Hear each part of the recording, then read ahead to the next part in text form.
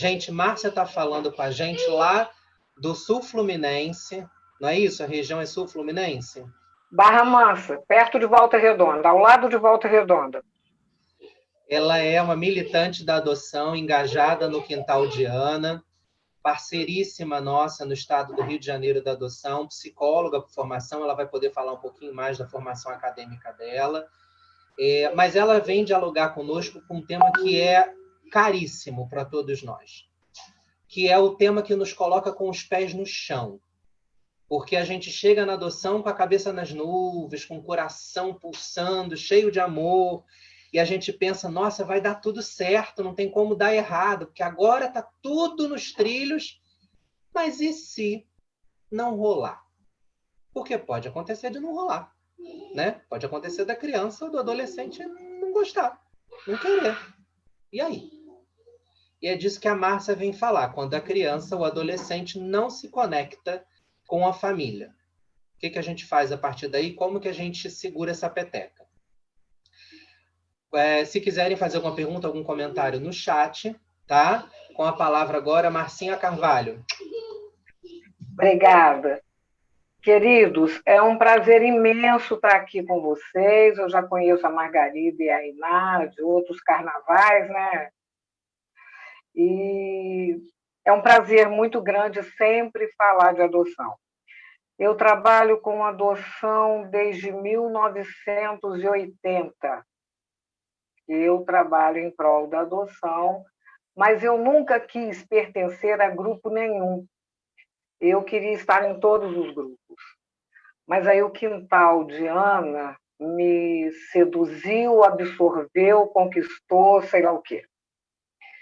E hoje eu sou uma voluntária do Quintal. Então, eu sou psicóloga de formação, eu sou terapeuta de família, sou psicanalista também, mas sou terapeuta de família, com especialização em família substituta, tenho especialização em direito, sou psicopedagoga e tenho um doutorado em psicologia social. Eu não me credencio como escritora. A Bárbara do Quintal é que gosta de falar que eu sou escritora. Mas eu tenho algumas publicações, sim. E até vou mandar para o Saulo vender para o Quintal, A Floresta Alegria. Tem a historinha bonitinha de Maria Estrelinha, que conta a história de uma estrelinha que foi adotada no céu, e o Floresta Alegria, que conta a história de um passarinho que foi adotado numa floresta por 2 passarinhos machos. Então, para a criança se dar conta, para o adolescente se dar conta de que alguém pensou nele. O Maria Estrelinha me traz surpresas maravilhosas, porque de vez em quando eu escuto uma mãe falar: "Ah, minha filha falou que ela quer saber como é que você sabia a história dela." Porque é a história de todos nós. Quando o Luiz falou que o caso Vivi diz respeito a todos nós, eu vou fazer aqui um trocadilho. Ele desrespeita a todos nós. Onde já se viu traumatizar desta maneira uma criança de 8 anos? Em quem essa criança vai confiar? Porque se o Poder Judiciário, que devia garantir toda a segurança dela, foi esse que lhe deu uma rasteira e separou-a da mãe e do pai. Isso não tem preço. Você imagina quantos pesadelos essa criança vai ter pela vida, quanto trabalho ela vai dar para psicólogo, até que ela possa arrumar um local bom dentro do coração dela para aguentar essa história. Então, é compromisso nosso mesmo. Nós precisamos gravar vídeos, colocar em todas as mídias, Instagram, Facebook, nós precisamos colocar coisas sobre isso em todos os lugares, escrever, gravar em todos os lugares que a gente puder, para que as adoções continuem sendo seguras, legais e para sempre. Bom, quando o Saulo me pediu esse tema, né, quando a criança não se conecta, aí eu penso num outro termo que significa a mesma coisa: Quando a criança maior, porque o bebê sempre vai se conectar, ele não vai conhecer outra família, outro pai, outra mãe. Quando a criança não se adapta. E por que a criança não se adapta? O que tem na história dessa criança que faz com que ela rejeite tudo aquilo que eu suponho que eu tenho para dar a ela? Porque é o que o Saulo falou, a gente vai com todo o amor do mundo para dar a essa criança. Mas o amor só não basta. A gente tem que ter muita orientação e, ainda assim, fazendo todas as coisas certas, tem uns e outros, que depois, se vocês quiserem, eu dou alguns exemplos, que não se adaptam. E aí, como é que a gente vai fazer? Então, primeiro, eu vou propor a vocês nós vamos fazer uma imaginação, uma meditação imaginativa, tá?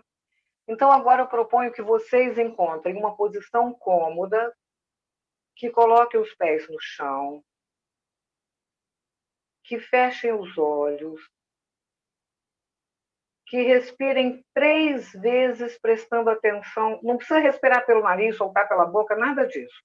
É só prestar atenção no ar entrando e saindo. E aí vocês vão dizer mentalmente: eu me entrego a algo maior e eu me permito ver.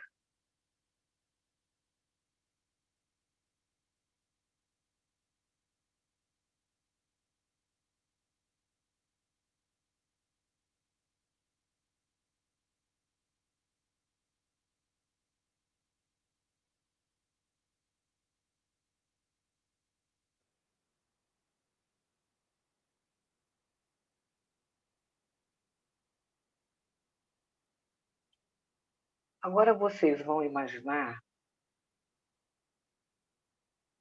que estão na cidade de vocês, está anoitecendo, e vocês resolvem sair para dar uma caminhada. As primeiras luzes começam a se acender, o clima está agradável, os barulhos da cidade, as pessoas saindo dos trabalhos e voltando para suas casas.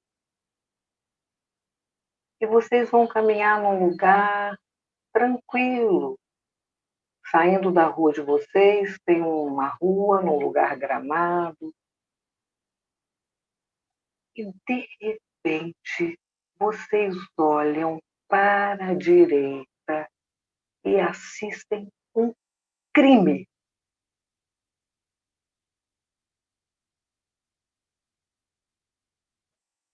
É um crime político, é algo de muita seriedade, que envolve coisas muito perigosas,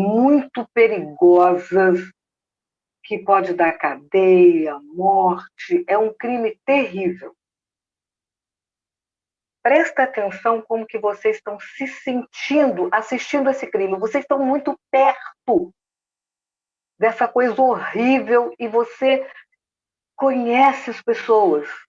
Vocês estão muito perto dessa coisa horrível. Presta atenção no que o coração de vocês está fazendo, que a respiração de vocês está fazendo. Como é que vocês estão se sentindo? Vocês estão se sentindo desprotegidos? Como é que vocês estão se sentindo?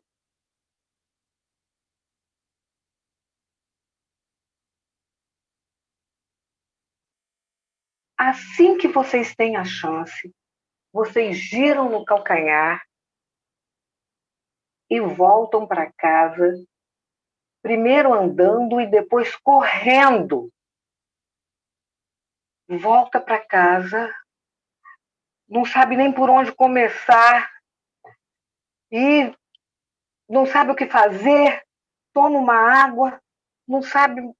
É muito sério, o que vocês acabaram de ver é muito sério. E aí vocês contam para as pessoas que moram com vocês o que aconteceu. E as pessoas que moram com vocês dizem assim, não, nós temos que avisar a polícia. Mas como avisar a polícia? Como? A gente vai se expor? Nós estamos desprotegidos, eu vi, agora contei, e agora? Como que a gente vai falar com a polícia? Não, eu conheço um advogado que pode intermediar, e bom, e aí isso vai ser hoje, isso vai ser amanhã, como é que eu conto isso, como é que eu não conto isso? O desespero toma conta de vocês, e lá pela madrugada vocês resolvem ligar para uma pessoa que pode intermediar esse relato, e aí essa pessoa consegue fazer essa intermediação e vocês passam a noite no espaço de delegacia, um espaço da lei, relatando o que está acontecendo. Imediatamente, esse delegado que está escutando isso fala: vocês não voltam mais para casa hoje. Vocês vão para um lugar com a roupa do corpo, pode deixar que nós vamos providenciar tudo, nós vamos pegar roupa para vocês, nós vamos comprar, vocês vão para um lugar onde tem outras pessoas, esse lugar é secreto, vocês não têm direito a nenhum telefonema, vocês não têm direito a se despedir de ninguém, de dar recado para ninguém. Todas as pessoas que moram na casa com você agora vão para este lugar que tem outras pessoas que estão no serviço de proteção à testemunha. E é uma insegurança absoluta, porque, na verdade, vocês presenciaram um crime, mas não têm ideia da dimensão que isso pode tomar. Estão resolvendo a vida de vocês sem que vocês tenham a menor ideia. Não sabe o que vai fazer. Lá tem comida, tem banho, tem ar-condicionado ou lareira, mas vocês estão na total e absoluta insegurança. Rezando para ver um rosto conhecido, mas lá vocês não conhecem ninguém. E aí, 3 dias depois, aparece uma pessoa que diz: vocês vão mudar para um país aqui da América do Sul, de língua castelhana, vocês não falam a língua, vocês vão mudar o nome, esse aqui é o passaporte de vocês, e aí vem um passaporte com um nome completamente diferente, vocês vão pegar um voo agora, não se preocupe, lá tem casa, lá vocês vão ser recebidos, e vocês agora têm uma profissão diferente, um nome diferente, seus filhos vão para escolas diferentes, e vocês vão ter que aprender a língua, vão trabalhar em outra coisa, e bom. Quando vocês chegam lá, tem umas pessoas na casa, aí é um casal que está recebendo vocês vão ficar lá para poder se adaptar à comida.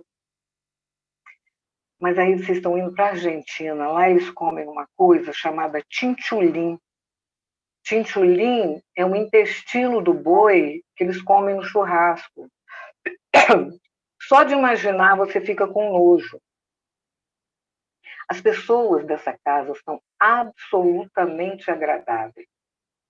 Saíram para comprar roupas, saíram para comprar brinquedo para as crianças, material de escola, levaram nos pontos turísticos daquela cidade, conversam até na hora de dormir, perguntam o que vocês gostam, são absolutamente afáveis e carinhosos. Mas eles não falam a sua língua. Eles não comem o que você gosta. Eles não dormem no horário que você está acostumado a dormir. Não tem o programa de Netflix, TV, etc., que você gostava. Não tem o jogo de celular que você gostava. Tudo ficou diferente. Honestamente, qual a maior vontade que vocês têm nesse momento?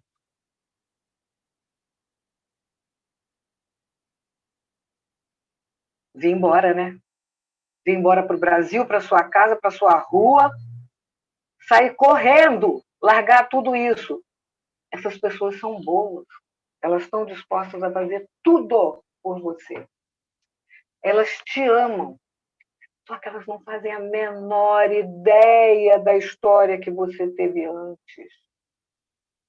Se você viveu com a sua família biológica, os seus colegas de escola, a sua rede, a pessoa do supermercado, a caixa do supermercado que você fez amizade, o dentista que você adorava, que você conhecia a família, os cursos que você fez, os seus professores, o porteiro do prédio que você morava, que sempre brincava com você por causa de time de futebol, nada mais. Você perdeu tudo. É lógico que você fica muito chateado, porque essas pessoas são maravilhosas. Esse homem e essa mulher estão se desdobrando para o seu bem-estar. Estão tentando adivinhar as suas necessidades para satisfazê-las. Mas está muito difícil. Muito difícil.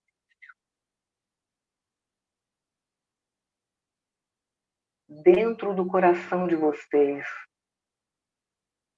está muito difícil para se conectar ou se adaptar.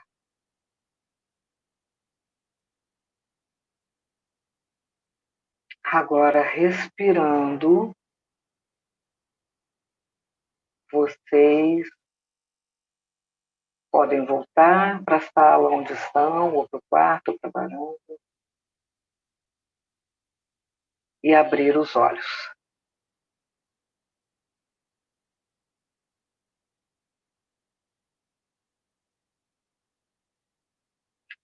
Queria que vocês se falassem um pouco, escrevessem um pouco, como que vocês estão se sentindo.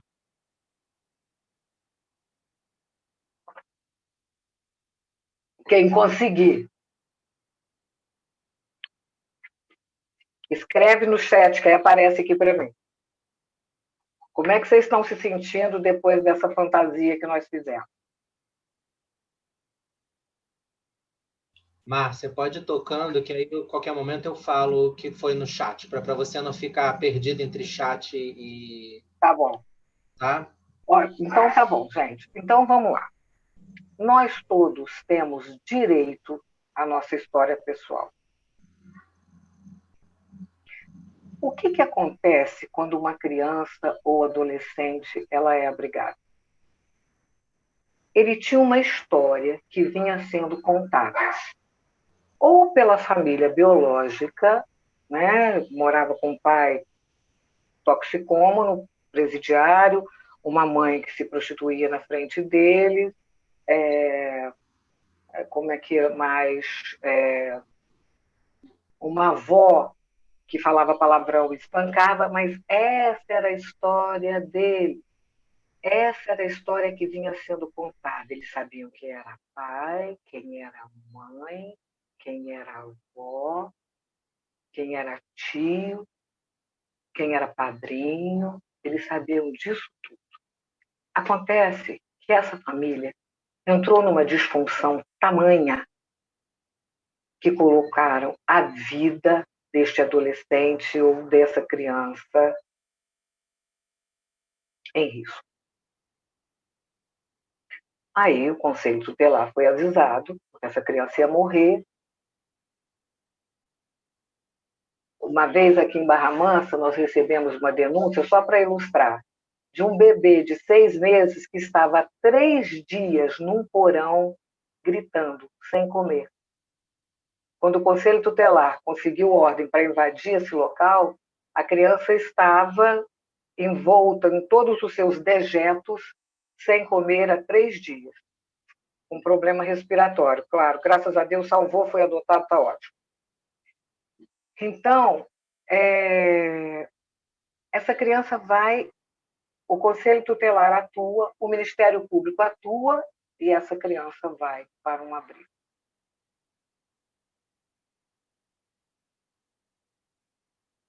Quando o que acontece? Quando você vai para um abrigo, independente da idade que você tem, você perde o contato com a sua história.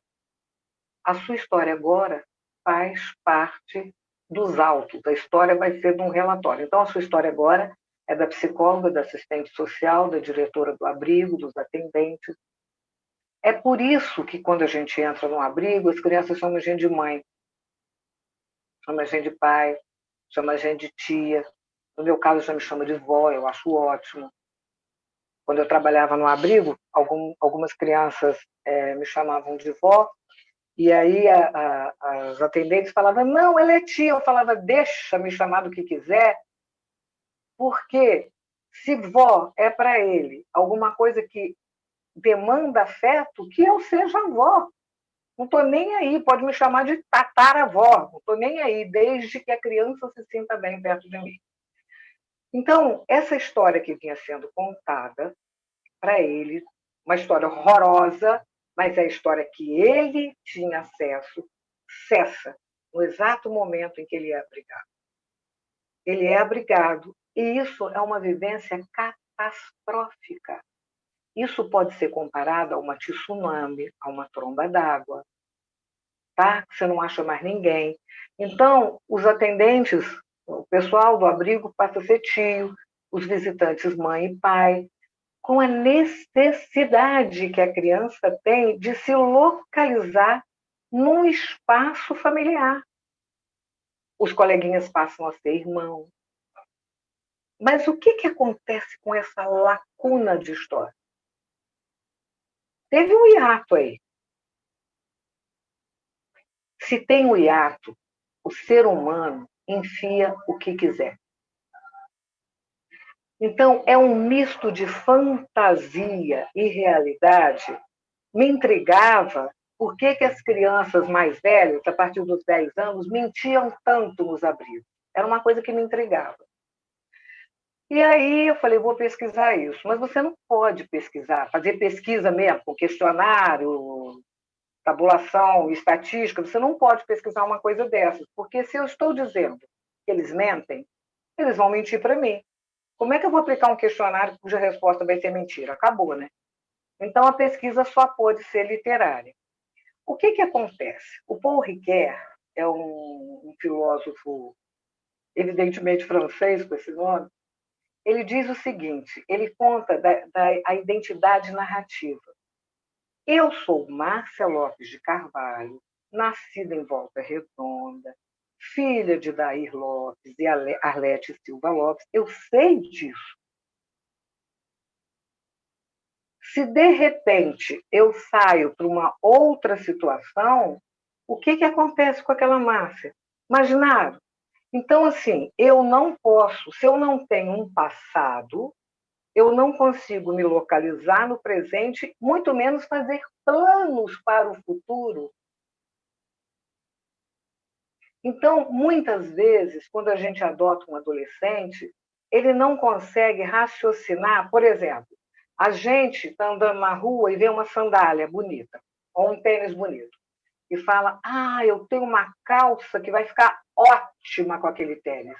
E aí você vai lá e compra o tênis, para ficar ótimo com aquela calça.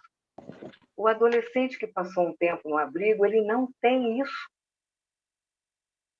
Porque lá era a roupa do número dele. Ele não tinha uma roupa que era dele. Ele não ia ficar sem calçado porque alguém ia comprar o calçado para ele. Ele não ia ficar sem roupa porque alguém ia comprar roupa para ele. Mas ele nunca escolheu. Nunca. Não podia. Não era dele. Não tinha uma briga pela... Os irmãos brigam, essa borracha é minha, não é minha, não. Essa briga não existe, porque era tudo de todo mundo. Que é uma coisa também que a gente tem que ficar atenta quando a gente tira uma criança de abrigo, que ela pode, na escola, pegar as coisas do amiguinho e trazer para casa na maior inocência. Ué, peguei, o que tem? Eu vou usar hoje, amanhã eu devolvo. Não, mas é dele, não pode, ele te deu, a mãe dele sabe. Ué, não faz sentido. Não faz sentido. O que eu estou querendo? Que vocês raciocinem nesta adaptação, que vocês raciocinem nesta conexão. Nós sabemos muito bem da nossa história. Eles têm uma lacuna, e nessa lacuna eles enfiam coisas imaginárias. Eles podem imaginar uma mãe, eles podem imaginar uma avó, que se mescla com a avó e que se mescla com a mãe real. Mas nunca é real. Essas pessoas cujos filhos acabam indo para abrigo, elas nem de longe se parecem. O nosso raciocínio é linear. O deles não é. É confuso. Eu me lembro que a gente, nesse abrigo que eu trabalhei, a gente tinha 2 menininhos. Eles não eram gêmeos, não, mas eles eram muito parecidos. Tinha uma diferença assim, de 1 ano para cada um. Né? Eles eram irmãos. Tinha até um apelido, mas a gente não pode falar apelido, porque o Ministério Público cata o pescoço da gente. Mas eles eram os amores, mas muito, muito comprometidos intelectualmente, muito comprometidos. Eu vi num desses irmãos uma coisa que eu só vi em livro, que chama apetite pervertido ou pica. É uma doença psiquiátrica que essa criança come qualquer coisa. Qualquer coisa. Ele comia um caderno. Ele não mordia o lápis igual o filho da gente, não. Ele devorava o lápis. Tá? Um dia deram uma bobeira, adivinha o que ele comeu no banheiro? Exatamente. Aí foi aquele Deus nos acuda, ele comia tudo. E a mãe desses meninos, vocês podem imaginar que era uma pessoa assim, ela já tinha dado filhos para adoção, ela morava numa situação muito dramática, mas a minha chefe no abrigo era uma pessoa, ela quis ajudar essa mulher. Então, no dia da audiência com o juiz, da audiência concentrada, né, que a gente tinha para ver se ela podia fazer alguma coisa para essas crianças, ou reintegrar, ou liberar de vez para adoção, a gente falou para ela, você tem que se arrumar, né? Você não vai com esse shortinho curto, você não vai. Aí ela se arrumou, gente. Ela botou sutiã e calça comprida. Mas sabe onde ela botou o sutiã? Aqui, ó. Então ela amarrou o sutiã aqui, sei lá eu como, e botou uma blusa por cima. Quando essa mulher chegou no fórum, eu falei para minha chefe, leva ela para o banheiro, ajuda ela lá. Ela se arrumou, mas ela não tinha noção de arrumação. Imagina, essas crianças foram obrigadas porque ela ficou uns dias sem dar comida para eles estavam passando mal. Então, umas coisas assim. Eu acho que ela nem notava que essa criança tinha uma doença psiquiátrica grave desse jeito. Eles também foram adotados, mas foram adotados separadamente, porque com aquele menino daquele jeito, os pais tinham que demandar muita atenção e muito tratamento. Então, essas histórias todas que vão sendo contadas, eles vão ficando irmãos das crianças do abrigo. Hoje, gente, passa pouco tempo no abrigo. Mas mesmo assim, às vezes, quando já está um tempão no abrigo, às vezes você troca de abrigo, ou seja, não conseguiu adoção, eu já vi isso acontecer, trocar o adolescente de abrigo, que aí ele começa a zera o tempo dele, né? Na próxima audiência concentrada, ele só está 3 meses. Então, calcula o que se passa dentro desse coraçãozinho.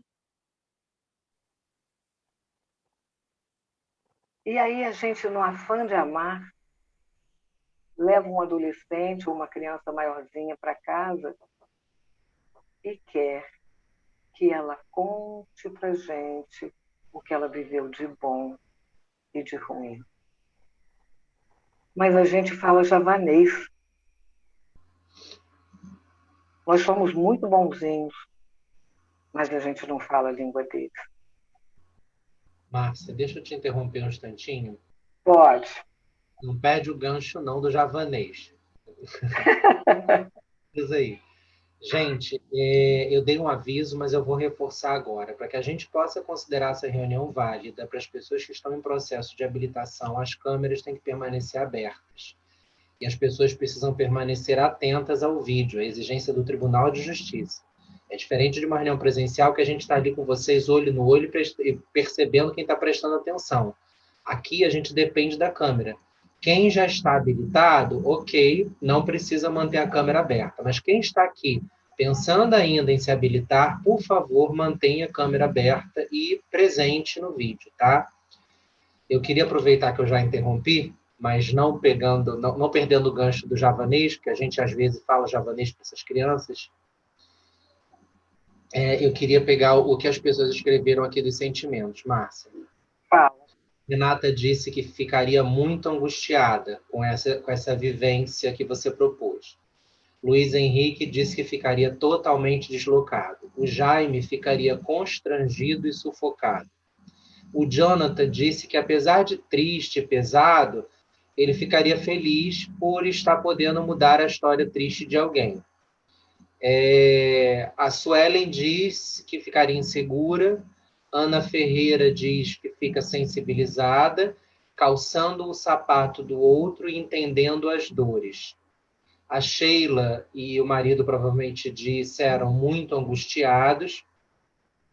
O Wallace disse angustiado, meio que sem reação.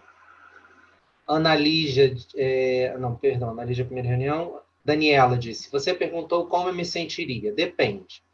Uma felicidade pela novidade, pelas novas histórias, pelos novos amigos, pela nova família. Em nenhum momento senti desconforto, ao contrário. Então, na vivência dela, ela não se sentiu desconfortável.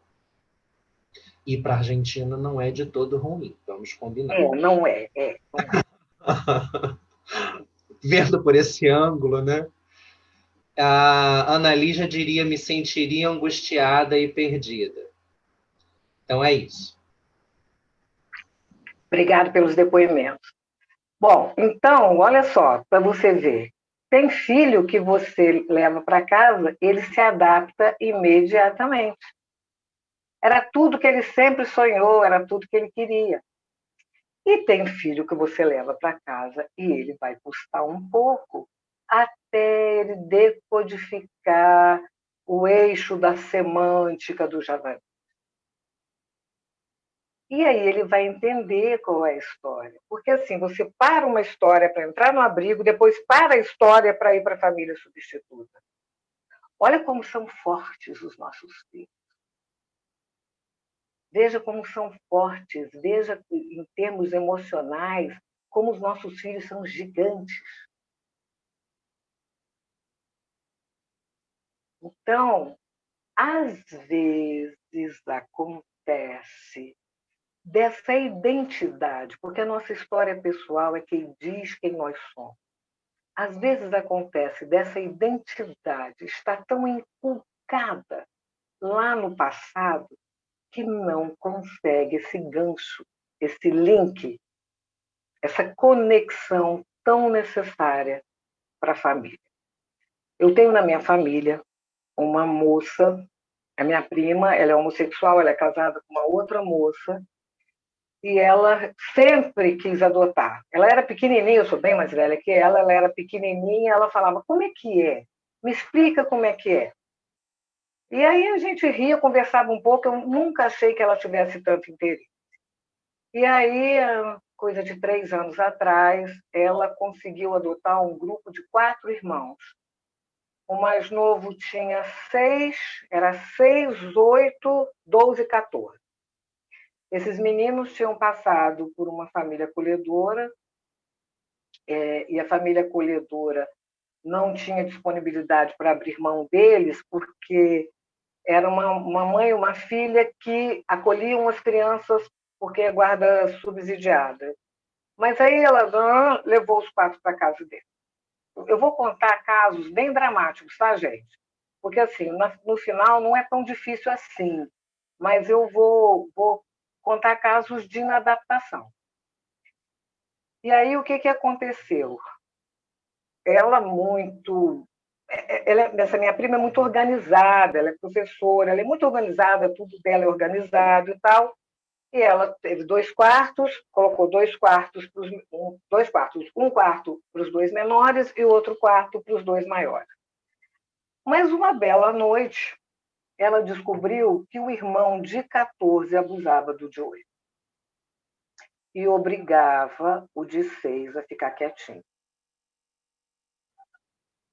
Quando ela viu aquela cena horrenda, cabeça de medusa, ela ficou de início sem ação.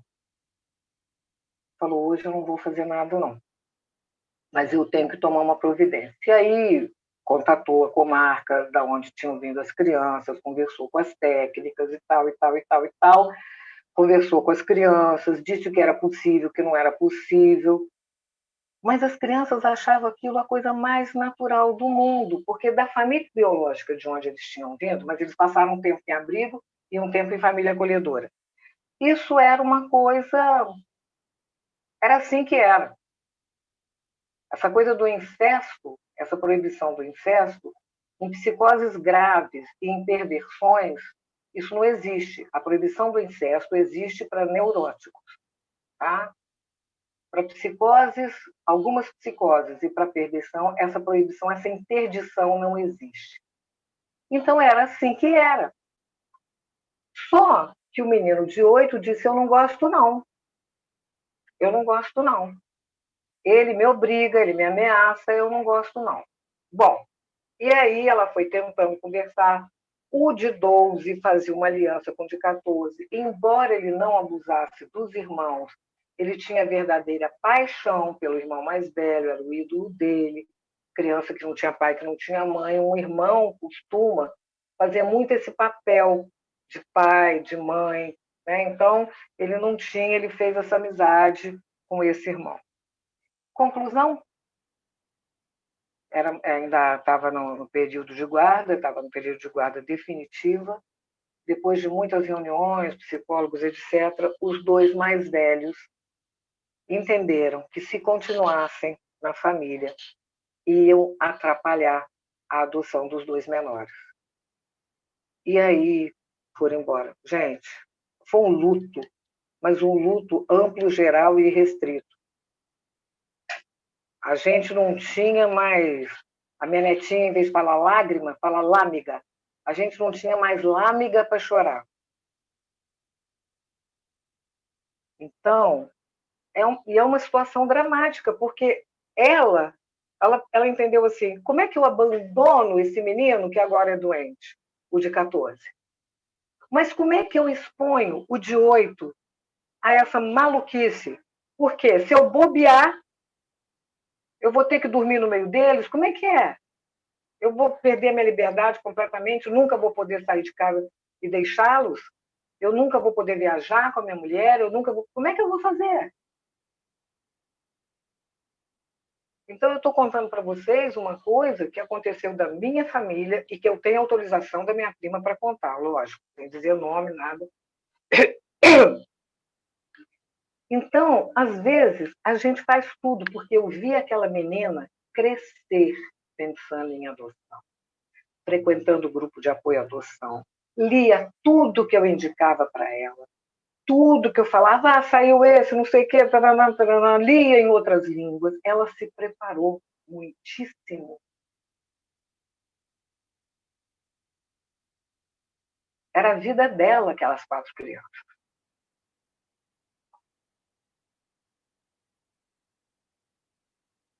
Depois ela soube que essas crianças voltaram para a casa do pai. O pai saiu da cadeia e foi buscar essas crianças num abrigo.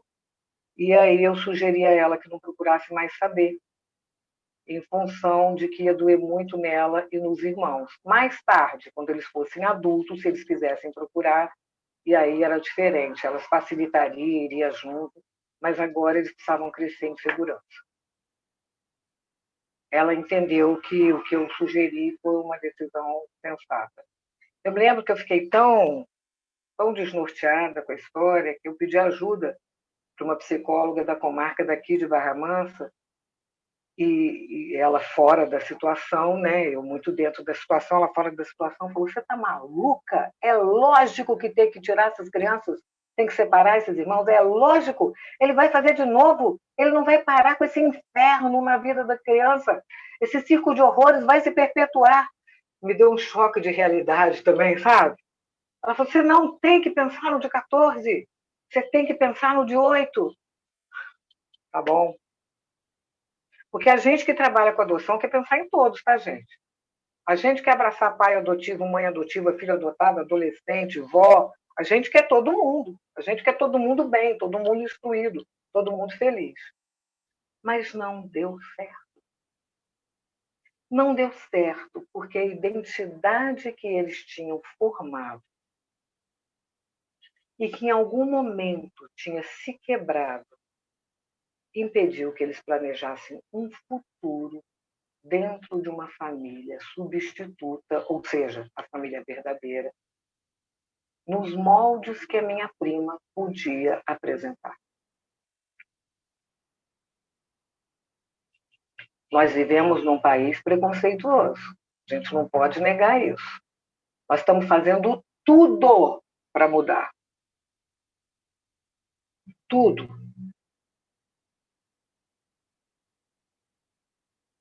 Eu tive um irmão negro, estou falando tive porque ele morreu em 2018.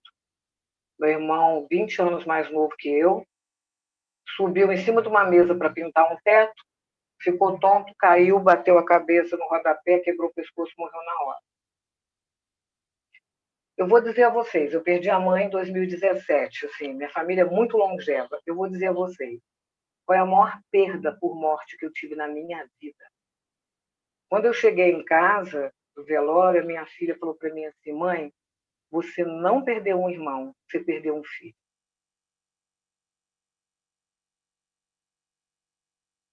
E o meu irmão também custou muito para se adaptar. Por quê?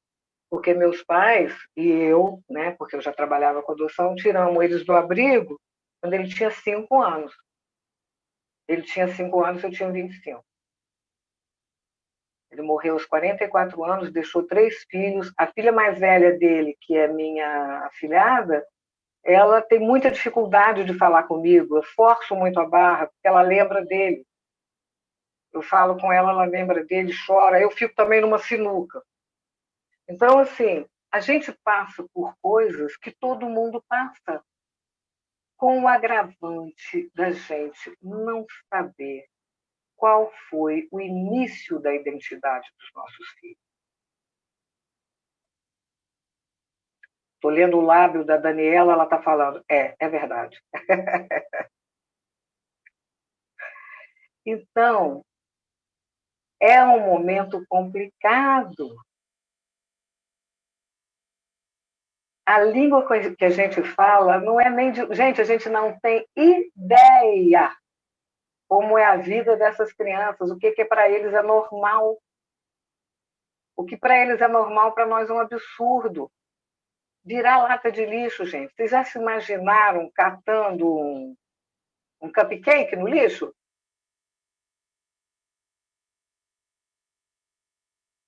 Não, né?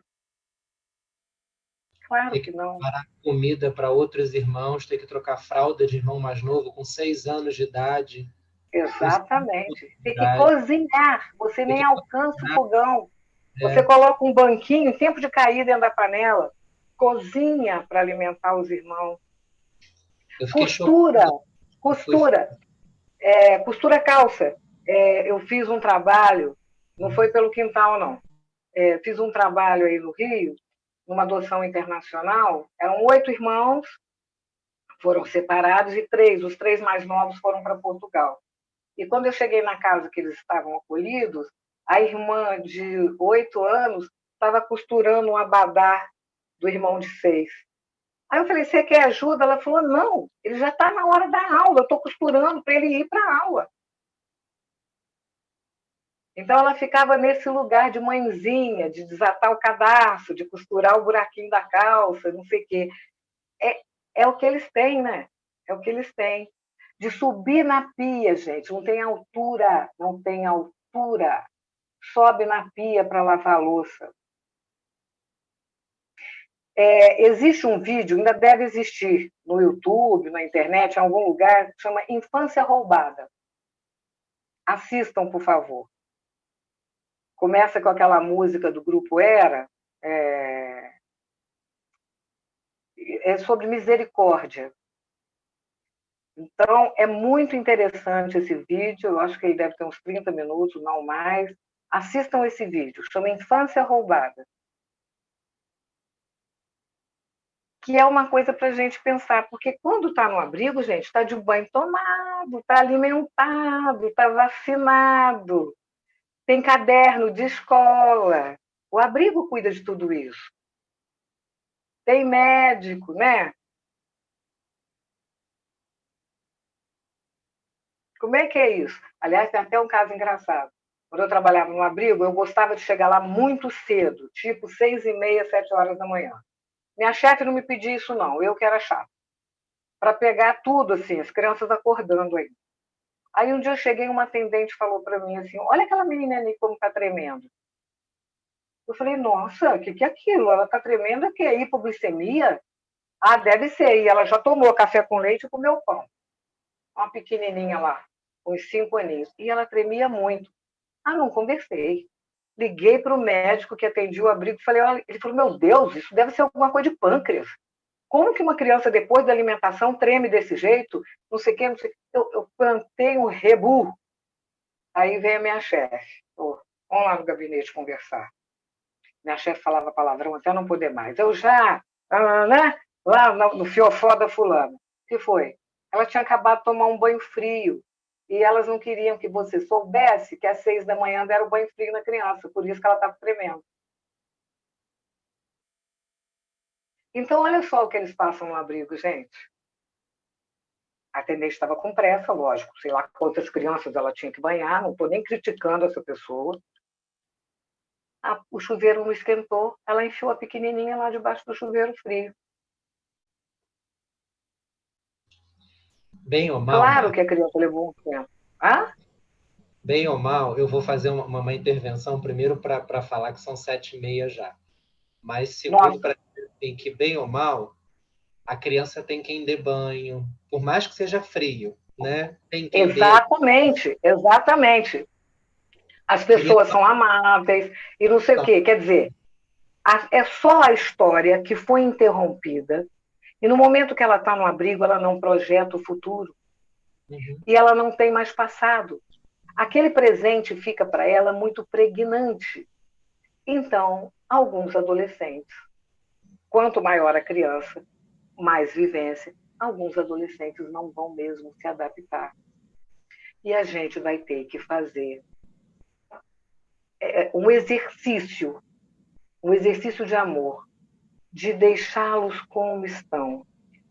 Eu faço uma diferença entre aceitação e concordância.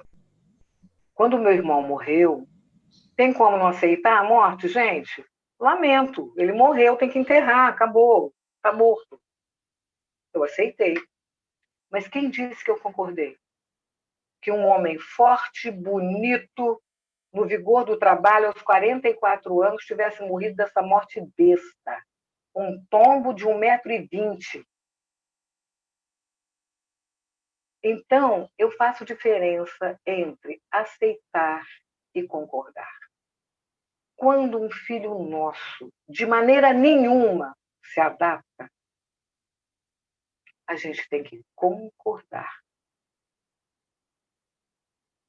Evidentemente que isso é antes da adoção, né? Que a adoção é irrevogável, segura e para sempre. A gente tem que concordar e deixar que ele cumpra o destino dele. Agora, só para terminar, fechem os olhos de novo, respirem 3 vezes e vamos voltar lá para a Argentina.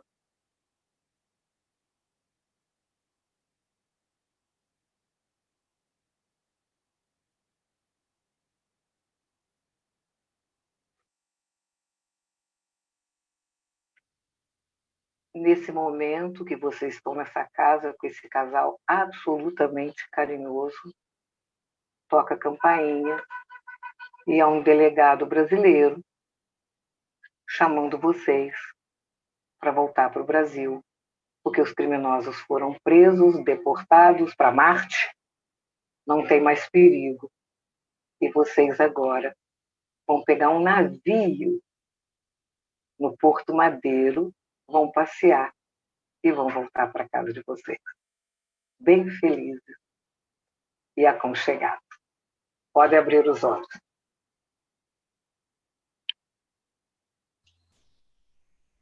Obrigado, Márcia.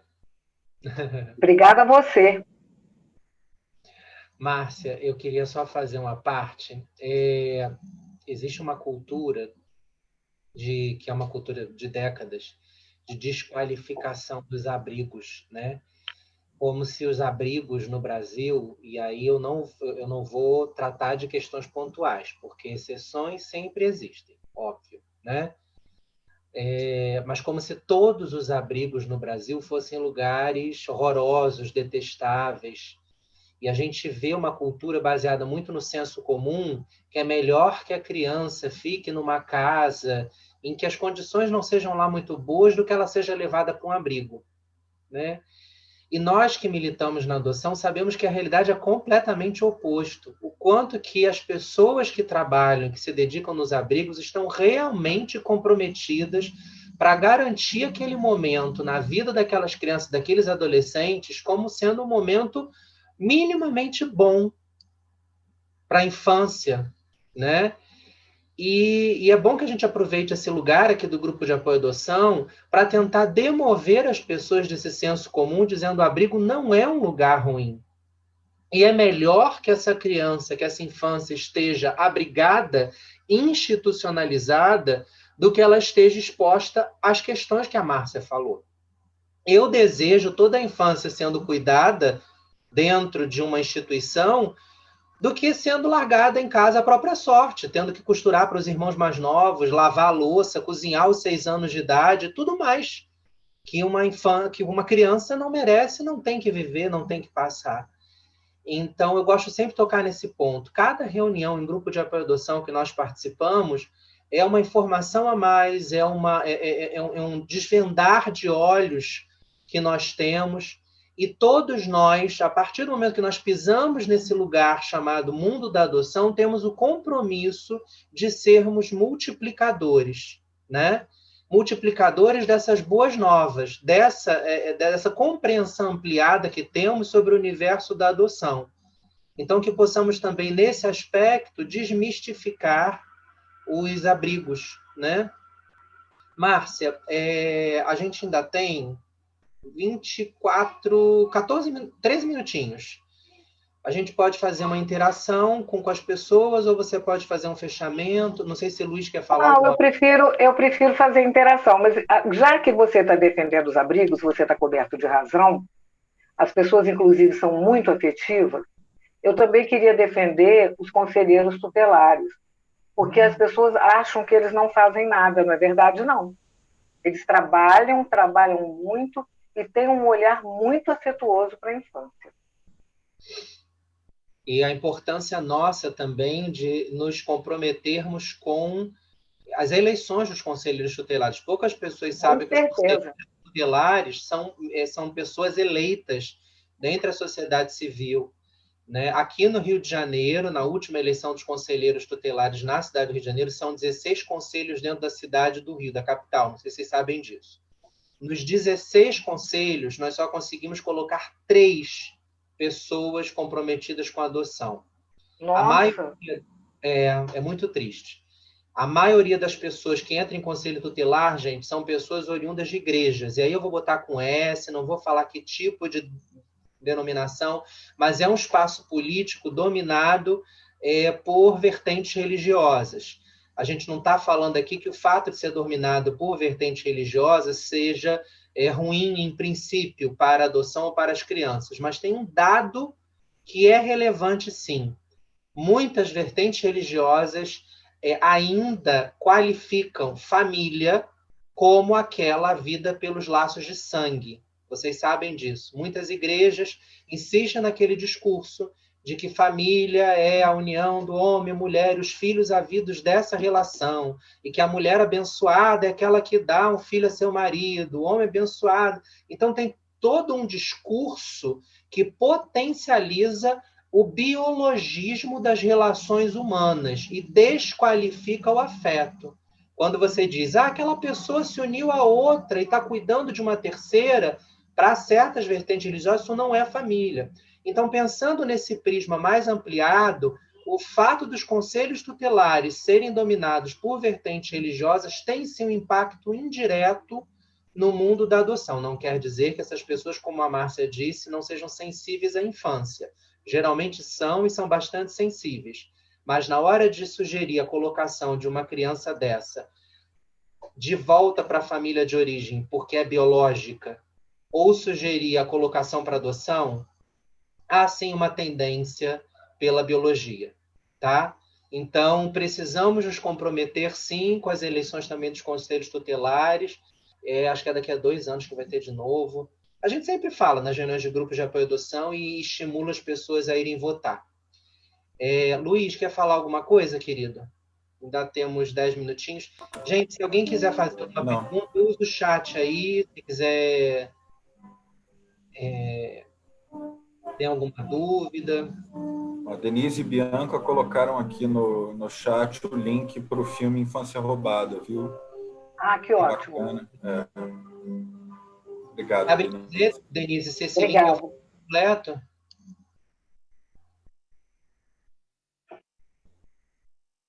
Denise, esse link é do filme completo no YouTube? Tá. Obrigado, meninas. Gente, esse tema é muito importante e ele vai ter muita repercussão no pós-adoção. Não pensem vocês que é uma experiência da não adaptação, da não conexão, que se dá simplesmente para adoção tardia, tá? Porque também nas adoções de criança... Ai, gente, olha ela como é que tá. Luiz Fernando, faz isso, atrapalha a reunião. Tá muito... Tá linda. Existem casos também de crianças que são adotadas, como o Teodoro, como Isabela e outras crianças pequenas, que têm essa dificuldade também de se adaptar naquele núcleo familiar. O fato de você adotar um bebê não quer dizer, gente, que ele vai ser aquilo tudo que você espera que ele seja. Nós somos seres humanos e temos a tendência de fazer projeções o tempo inteiro. E a gente fica projetando em cima dos nossos filhos as expectativas de toda uma vida.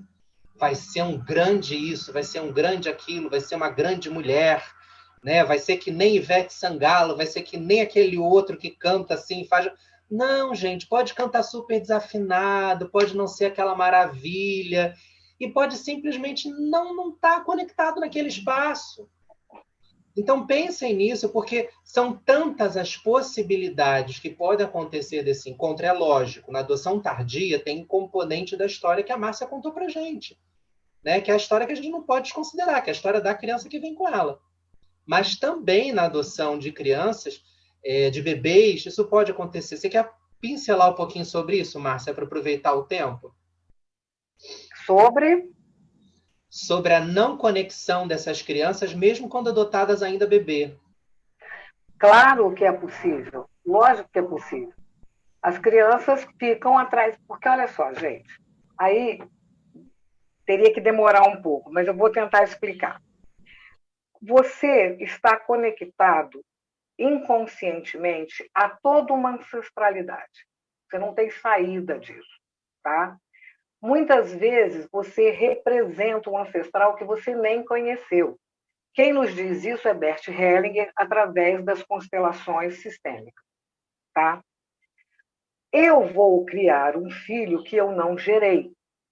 Logo, ele vai estar ligado a mim, porque eu sou a mãe dele, mas ele também está ligado a um pai e uma mãe biológicos lá atrás.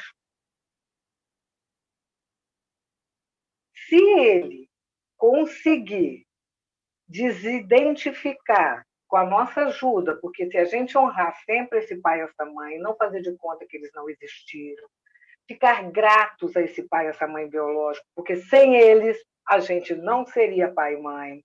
Se a gente tiver essa postura, porque não é falar, é viver, é sentir. Se a gente tiver essa postura, a coisa corre mais fácil. Mas caso a gente, por uma questão de história pessoal, tente desqualificar essa biologia, a gente está desqualificando uma parte do nosso filho. Isso tudo é inconsciente. E aí, essa criança que foi adotada às 48 horas de nascimento, também, fenomenologia, isso aí, Denise, essa criança também vai dar um jeito de romper e não se adaptar e não se conectar com este amor que você está dando aqui. Isso são filigranas da relação, são coisas que ficam no discurso muito sutis e que demandam um olhar mais profundo, mais psicológico. Isso aí não tem saída, tá? Toda criança adotiva precisa de terapia? Não, gente. Todo ser humano precisa de terapia. Não, isso aí é certo. Então, assim, nasceu, já vai pensando na poupança para pagar o psicólogo dessa pessoa quando crescer. Eu falo que 3 profissionais são indispensáveis na nossa vida: o psicólogo, o arquiteto e o advogado. Estou errada? A gente não consegue ver a beleza da vida sem esses 3. E a vida é linda. Então, a gente pode adotar um bebê que não vai se adaptar. Eu gosto de parafrasear o seu Decebal Andrei. O seu Decebal Andrei é um senhor de Londrina, romeno. Ele, aos 74 anos, ele adotou um menino de 14. E o menino falava assim: eu não quero aparecer na mídia porque eu não quero ser o garoto propaganda da adoção tardia. Então, ele está aparecendo um monte de coisa aqui, Saulo, escrito, não dá para eu ler. Depois você manda tudo para mim, por favor. Ele dizia o seguinte: quando você adota um bebê, você adota um filho que vai ou não ser seu amigo. Porque você vai andar, você vai alimentar, você vai agasalhar, você vai educar. Mas quando você adota um adolescente, você adota um amigo que vai ou não ser seu filho. Se a gente conseguir dizer mais tarde dos nossos filhos: ele tem amizade por mim, a gente venceu. A gente cumpriu a missão no planeta. Mas nunca podemos negar a biologia deles. Também não precisa ficar falando o dia inteiro, né? Não. Mas pode negar. Isso aí é outro tema maravilhoso, né? A gente falar de honrar a ancestralidade e a história pregressa dos nossos filhos. A gente vai falar sobre isso em outro momento também. Tô dentro. Se quiser que eu fale, eu falo. Vamos. Márcia, muito, muito, muito obrigado por nos conduzir nessa reflexão. Osana falou da experiência dela na meditação. Ela disse que com os olhos fechados nessa viagem, os acontecimentos imaginários, ela se sentiu que nem a criança adotada. Osana escreveu aqui para a gente. Isso aí. Sim, Denise, ancestralidade é um tema que a gente fala em regra, em todos os grupos de apoio à adoção, porque é muito importante a gente entender que a gente precisa honrar a origem dos nossos filhos. Acabou o tempo que a adoção ficava guardada dentro da gavetinha, que essa informação era escondida, que a gente não falava que as nossas famílias tinham sido formadas pelo afeto, em que ninguém podia saber, mas tem uma tia que não pode saber que é adotada. Não, acabou isso, gente. É outro tempo, a gente precisa tratar a adoção com a beleza que ela tem e com a verdade que ela tem, né? Então a gente fala muito sobre ancestralidade e fala também sobre honrar as origens dos nossos filhos, né? Ninguém sustenta história de amor em cima de mentira. Exato. Eu não quero que a minha família surja com base em mentiras. A minha família tem que surgir com base em verdade. Então meus filhos nascem da minha verdade e, na verdade, eles são criados. Ponto. Né? Muito obrigado, Márcia.